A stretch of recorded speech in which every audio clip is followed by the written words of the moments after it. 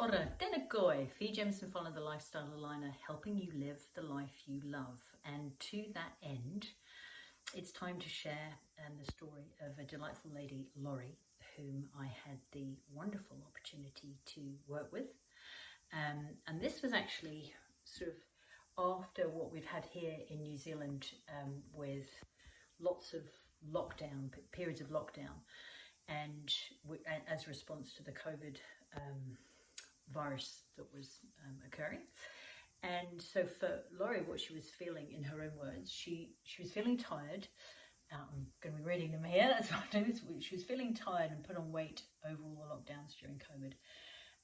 And she really felt that what she needed was not just sort of a one-hit wonder to be, taking something or looking at one specific thing. And what she found was that the way that we were looking at the whole bigger picture for her was it really helped her get her health back on track with some of the recommendations that we covered. And that finding a way, because here's the thing, is that because each of us are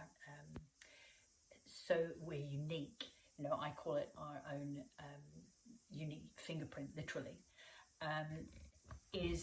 it's fine. There might be lots of things that we might read on the internet. I don't know if you can relate to this, but there's lots of information out there. We're not taking the steps that we need to with our health because there's not enough information out there. The lack of information that might mean that we're not taking the steps that we need to. It's figuring out what works best for us and then making sure that we get to trial that over a period of time. Is it working? Do we need to tweak it? Do we need to look at something entirely different?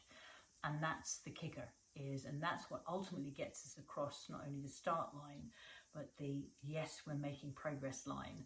For me, in many ways, when I think about lots of things that I'm working on in my life, different areas of my health, including social fitness as well as physical fitness, and general well-being.